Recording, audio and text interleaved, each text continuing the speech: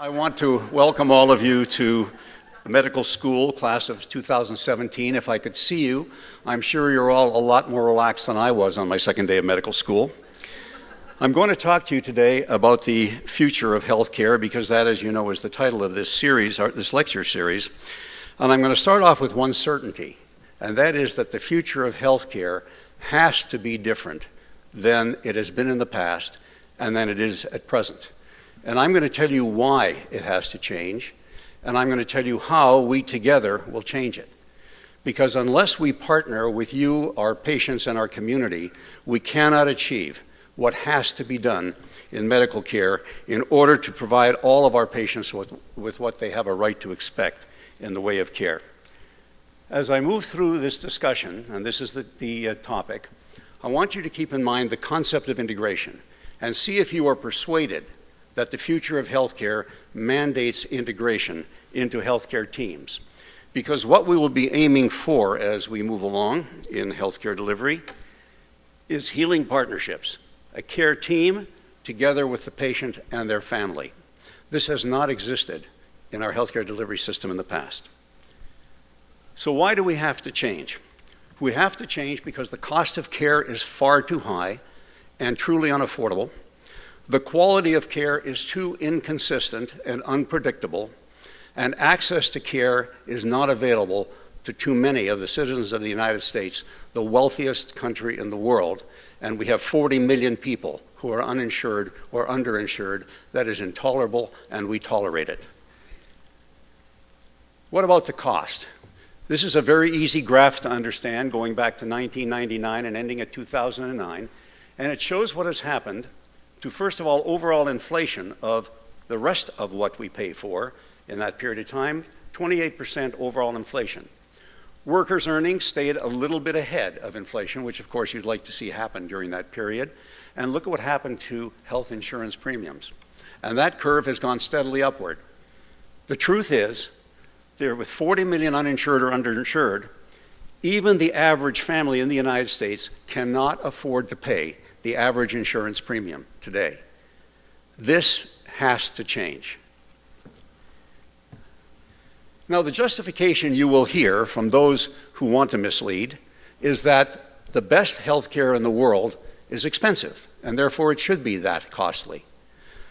The problem is we're far from the best. We have the best technology. We have inadequate access to care. You'll do much better in France. But we do not have the best outcomes. And I just put one example of many, and that is infant deaths around the world, and I chose just a few countries. This is infant deaths per 1,000 live births. Singapore, 2.55. Slovenia, number 10, 4.07. The USA, number 34, 6.92. Cuba is one ahead of us. So how can we say we are the best with these kinds of statistics? Now, San Francisco does very well, 3.4. Much better than the rest of the United States, and 70% of the non-Kaiser births in San Francisco take place at CPMC, so of course we're going to have that kind of statistic. So, the case for change.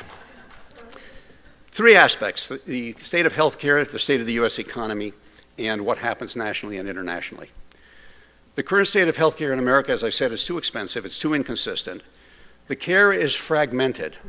Patients and their families cannot navigate the system. If you've ever had a serious illness, going from here to there and wondering if your primary care physician even knows where you are or what's being done for you and to you, it's fragmented and it's unpredictable and it's very disturbing to patients who are sick, who are so very vulnerable during their illness. Going along with all of that is we are paid fee for service. The doctors are paid fee for service historically, meaning the more we do, the more we get paid. The wrong kind of incentive. We were volume-based medicine, not quality-based medicine, not value-based medicine, volume-based medicine, and that's how costs got out of control so badly. On top of it all, the most important starting point for patients is their primary care physician, and I'll show you there is an impending shortage.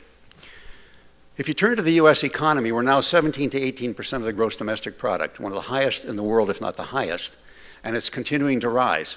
And most of the American public would think that we need some money for education, we need some money for defense, we need some money for Social Security, for Medicare.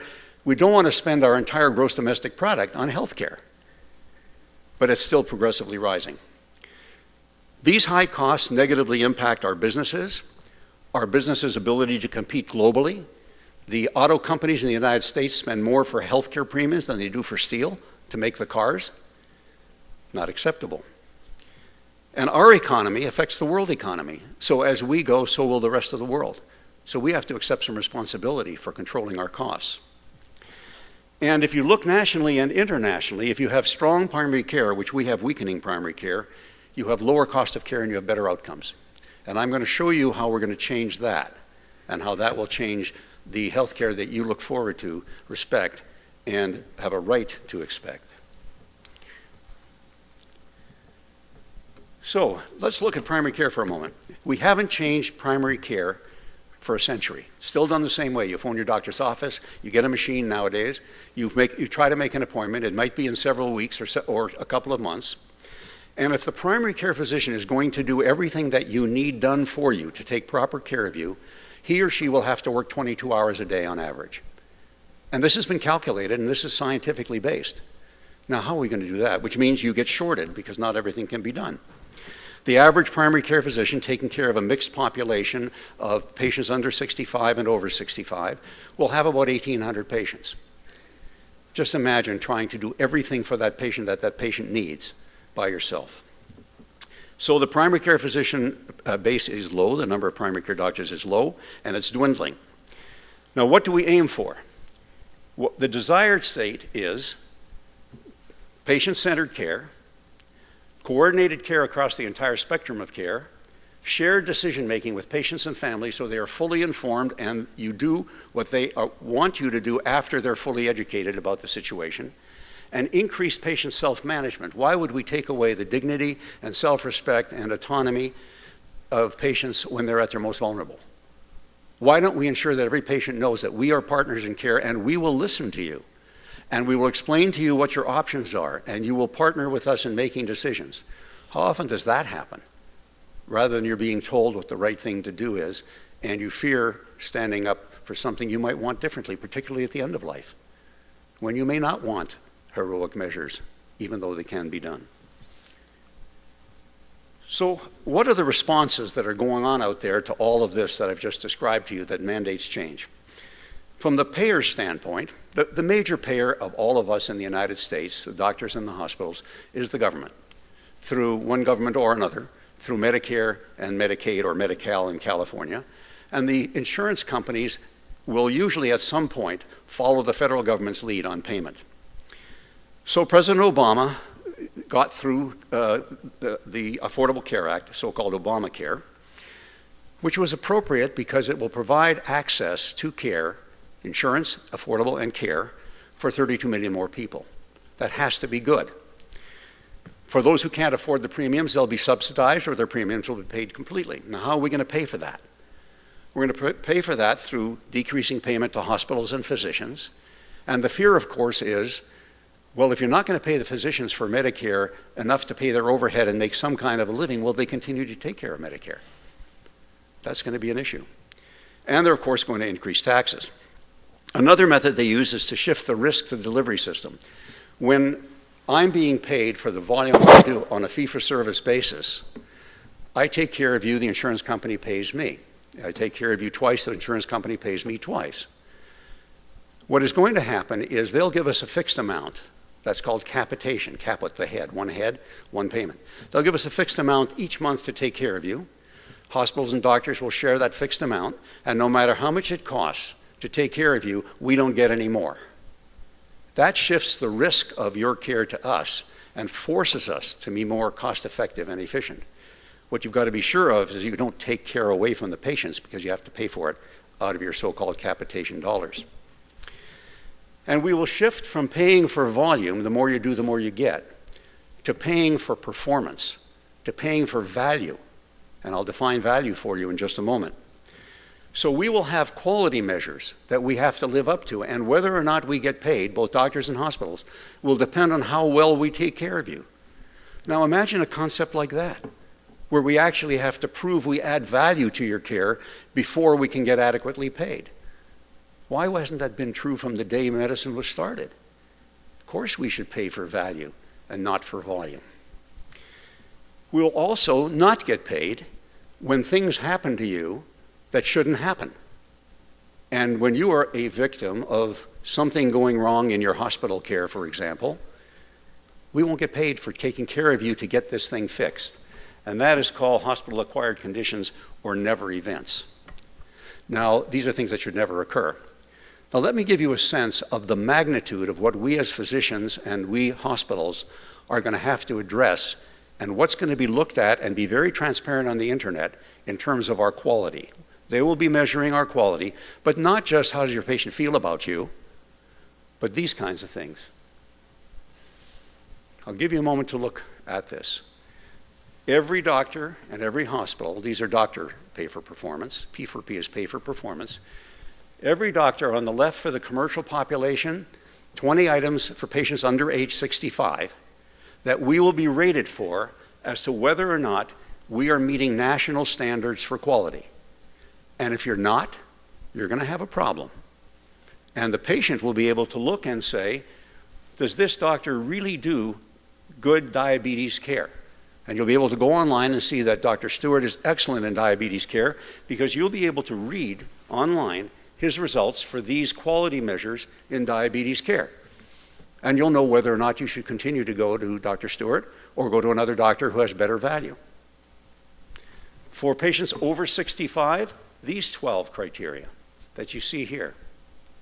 Osteoporosis management in women who had a fracture. There's specific ways to do that. And if you don't do it according to national standards, you're not going to be participating. This is not hocus pocus. This is real. We are measuring all of these now for our physicians in Sutter Health and what I call our physician foundations. This is very, very good for the public. Threatening to physicians, their self-esteem, their dignity, their compensation, but totally appropriate when it comes to the patient's rights to get the very best care. These are the hospital-acquired conditions I was talking about, the so-called never events that should never take place. I'll let you look through these bolded titles, but if you're in the hospital and you need a catheter, you had a gynecologic procedure, a surgical procedure, and you need a catheter in your bladder, and it isn't taken out soon enough and you get a urinary tract infection. And instead of going home on the third post-operative day as you should, it takes you 3 more days to respond to the antibiotic. We pay for taking care of you for those 3 days. Medicare won't pay, the insurance companies won't pay. We pay for that.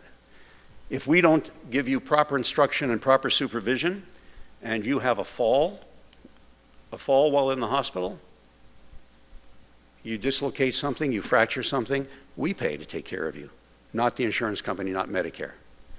These are things that should not happen. And these are things that we will see to it that they don't happen. Shouldn't have happened anyway, shouldn't be a financial motivation, but now there's the additional financial motivation. So these are the list of hospital-acquired conditions that are never events.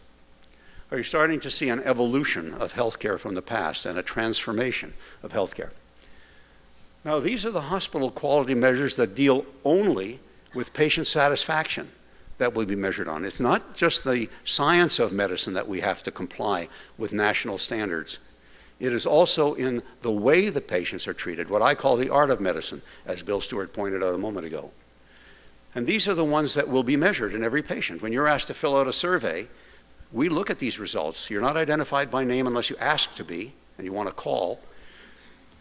How was the nurse's communication? How was the doctor communication? Was it clean and quiet? How responsive was the hospital staff when you needed them? Was your pain properly controlled? Were your medications explained? When you were discharged, were you fully informed? All of these things are going to be measured in every patient and be published on the internet as to what the level of patient satisfaction is. That's good.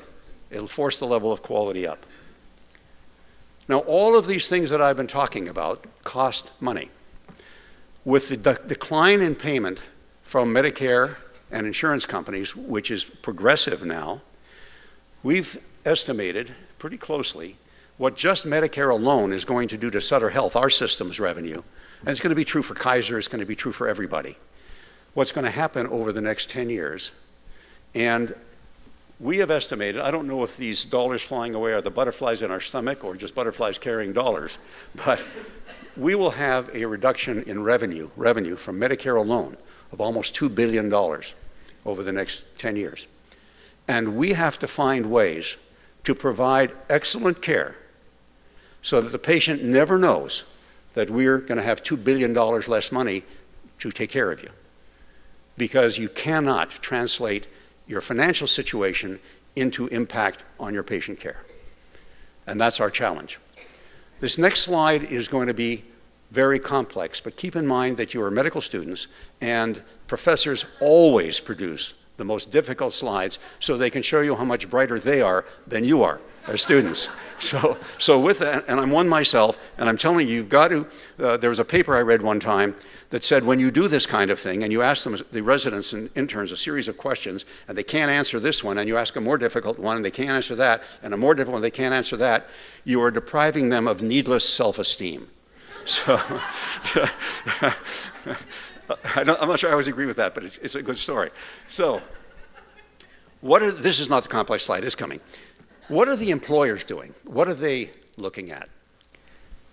The employers, when you talk to the human resources managers who manage employee benefits, and you say, look, we provide exceptional quality, and we do. It is worth more. You should pay more for it. And they said, look, quality is an assumption. I won't even be talking to you if you don't provide quality care for my employees. So that's a given. I'm not going to pay you for that. That's the starting point for you becoming one of our doctor groups. So put that aside. You don't provide quality, you don't even get to compete. Now, all right, we've agreed you're going to provide quality because that's expected. Now what's your cost? What are your fees? So they are interested in cost, and they are shifting from what are called defined benefit plans, where you get a list of the things that your insurance company will pay for, and your employer will pay the premium for that, to defined contribution plans. Here, employee is $600 each month. You go buy your own health insurance, and you do the best you can for the $600. The employer is contributing a defined amount. The employee, the consumer, becomes a shopper. Now, what's so bad about that? You do that every time you buy a nice fur coat. You do that every time you buy a car. Why should the economy of healthcare be any major difference than that? So now it's going to be competitive. And now it's going to be transparent quality, transparent cost, and the patient will have a choice because they're paying for it more and more. That's the complex slide. So how are we responding to this professorial slide? This is just our system. All systems are doing this. We start off by hearing the voice of our customer, which I've just been telling you. We look at the environmental trends and changes, Medicare decline, Medi-Cal decline, and so on, and we look at our mission, vision, and values. What do we live for? What are our principles? And then we assess the impact of health reform, our affordability, can patients afford us, our care delivery models, our pricing and revenue strategy, and our functions as a system. And each one of these has programs underneath them, including radical restructuring of the system, to change the way we behave, and then we implement an entirely new delivery system. So we are responding to what we are being told because it's inevitable. And all the systems are having to do this or they're going to be out of business. This is all transparent to the public. It's never seen. But it will lead to increased value, decreased cost, and increased quality. So the question, of course, is I've been talking health economics and pressures and the like. The question, of course, is has the patient been lost in the sea of healthcare change? Absolutely not. The patient is now, in my opinion, for the first time globally in the United States, taking the position in the center of care. And I'm going to show you how that is. This is what we teach all of us now, administrators, our residents, our physicians, our nurses, that the future is not volume-based care, it's value-based care. And this is the simple value equation, that if one learns nothing else tonight, one learns the value equation. And that is, to the consumer, the patient, the value of the care is directly proportional to the quality of the care. The higher the quality, the higher the value, and inversely proportional to the price. The higher the price, the lower the value. Quality consists of the science, which is expected. Why would you go to a doctor who isn't up to date? who doesn't know what he or she is doing. But it's also the art. It is the compassion, it's the sensitivity, it's the affection, it's the love for the patient, and the desire to partner with that patient to make them well. That's quality. Price is demanded, as I showed you a moment ago with the employers. And what we are now teaching our residents is that your scientific knowledge opens the door to successful practice. Skillful blending of the art, the caring for and caring about your patient with the science allows you to walk through the door and have a successful career. And if a young physician doesn't learn that, they're not going to succeed. It's just not going to happen. So we have to know, what do our patients want from the healthcare delivery system? It's easy. These are two studies done in the same year. This is a study of commercial insured patients between 21 and 64, 2,000 patients. This one is under 64 plus Medicare, 7,000 patients. Very consistent. What do patients want? Affordable health care, ability to participate in treatment decisions, and access to physicians who understand their needs. What is most important to them when they're older? The doctor caring for me understands my needs. My doctors make it a point to involve me in treatment discussions, provided I want to be provided health care I can afford. It doesn't say there my doctor has to understand the pathophysiology of malabsorption, because they expect you to know that. Bill Stewart doesn't know that, I do. But he knows a lot about orbital reconstruction. You wouldn't want me near you for that. Now, so what do employers care about? I want you to take a close look at this study, big study. Northern California employers, how important are the following factors in making decisions on what health plans to offer your employees? I want you to notice a few things. Quality ratings of providers? Employee expectations? Inclusion of specific providers? I want Brotman and Stewart for sure? No. Reputation of providers? No. They're interested in location, yes, because if you got to go to your doctor, they don't want you going too far away so you can get back to work. Premium cost. That's what and they're not bad people, but they're trying to keep their businesses alive so they can employ you. We have to keep this in mind as we transform the healthcare delivery system. So back to the title. Our goal, healing partnerships, the care team, and the patient. What does that mean? The healthcare transformation that Bill introduced is the transformation to what is now being called the patient-centered medical home. This is a model for team-based care in partnership with the patient and the family. And I want to tell you what that looks like. Here's how we formulate our response. You've already seen there's here's the market changes. Decreasing reimbursement, increasing complexity because we can keep patients well longer and alive longer, and we have an older population. They get more vulnerable to more diseases. Increasing complexity, increased demand because there are 32 million new insured people, decreasing supply of doctors. You have to transform the delivery model. And what is that transformation? Re-engineering of the ambulatory care team, not the doctor individually, the team. Greater patient engagement, leverage technology, which Dr. Stewart will talk about, and new payment models where you're paying for value and not for volume. Here are the major principles of the patient-centered medical home, and this will take a time to evolve. It's not going to happen tomorrow, but we will demand that it happen. A personal physician is the team leader, a team approach, comprehensive whole person orientation, not treating the disease, treating the patient. Coordinated and integrated care, get rid of the fragmentation. Quality and safety that is measured, measurable, and transparent. Enhanced access so you can get appointments when you want them and need them. And value-added payment, not payment just for seeing the patient. How will we put this together, the continuum of care? This is the continuum of care of the patient. Whether you start in the emergency room, in an inpatient bed, in a critical care unit, in an inpatient hospice with end-of-life care, or a hospital-based skilled nursing facility or rehab unit, or an outside skilled nursing facility rehab unit, your transitions of care will be managed by a team. And that team will have direct connections with all of these caregivers that you need in order to get comprehensive care throughout the continuum of your life. So this will be fully integrated care with management every step of the way.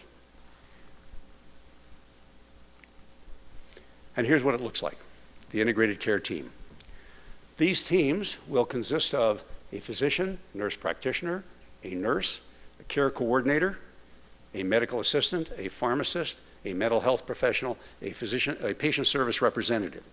Now, how are we going to pay for all this? Because of the efficiency, the added efficiency, and to tell you the truth, we don't know yet, but because of the added efficiency, instead of a primary care physician caring for 1,800 patients like I mentioned before, that physician may have 4,000 patients, and each of them will be managed in an integrated way. And if you're being paid a capitation for 4,000 patients, you can afford to pay for this kind of care as a practicing physician.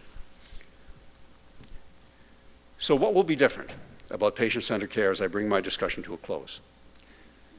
Integrated team care with focus between visits as well. The caregivers, the patient, and the family are informed partners and active participants in the care. There will be no more myth, no more mystery. Each of the caregivers work to the top of their license. Physicians will do what only physicians should do, and they won't be doing the things that other healthcare professionals are licensed to do and perfectly capable of doing. The care will be personal, continuous, and coordinated throughout life. It'll not be reactive as we do today to disease. It'll be proactive, anticipating the patient's needs with a focus on preventive care. The transitions of care will be managed, as I told you earlier. We will have specialist protocols for chronic disease management and end-of-life management. We will have group medical appointments for people with diabetes, asthma, and things like that so they can learn from each other and become better partners in care. We will have open or advanced access for scheduling, both online and by telephone. And you'll get in because your doctor keeps 30% of his time available. You'll get in promptly. We'll have face-to-face communications in huddles among your caregivers and also communications through the electronic health record with emails and e-visits. Extended hours, so if you're working, you can get in at a time you can afford to be away from work. Every visit will have an electronic summary, and the patients will be continuously educated. This is not pie in the sky. We already have 2 pilots in Sutter primary care physician offices performing this kind of care. We haven't yet figured out how to make it affordable. How will we measure the success? Every parameter of care will be measured. We'll have affordability and utilization metrics. Are we putting too many patients in the hospital, or could we keep them out of the hospital and at home? We'll have clinical quality metrics. We'll have satisfaction metrics, both all the patients, the staff, and the clinicians. We'll have growth metrics. Can we actually take care of the community that needs us with this kind of care? Every one of these will be measured, and the public will be aware of them. This is a growing problem, and this is what gives me concern. This was a paper published in November of 2012 from the Mayo Clinic, and they did a nationwide study of burnout among physicians. They found that 46% of the physicians they surveyed had at least one symptom of burnout. 87% were moderately or severely stressed on an average day. 38% had high emotional exhaustion. 37% their careers did not allow enough time for personal family life. 30% feelings of cynicism, and 12% low sense of accomplishment. This is very disturbing. And being a physician myself, when I was practicing full-time, if I hadn't loved the profession the way I do and loved seeing patients the way I do to this day, those hours of leaving home at 5:30, 6 in the morning and coming home at 11 o'clock for the first meal of the day would have been trying, particularly when the phone would ring again at 1 and you got to go back at 1 o'clock in the morning. You really have to want to do this, and most doctors do want to do it. The thing that's disturbing to me is that the highest rates of burnout were emergency room doctors, family practitioners, and internal medicine. These are our primary care doctors, family medicine, and internal medicine. We have to improve their lifestyle, and the patient-centered medical care will improve their lifestyle significantly. So I want to close with what integrative medicine is really all about. It is more important to know what sort of person has a disease than to know what sort of disease a patient has. You've got to talk and deal with the patient. You've got to understand the impact of the disease on the patient and their family. They're not a disease. They're a whole person who has a current problem. You should cure sometimes, treat often, and comfort always.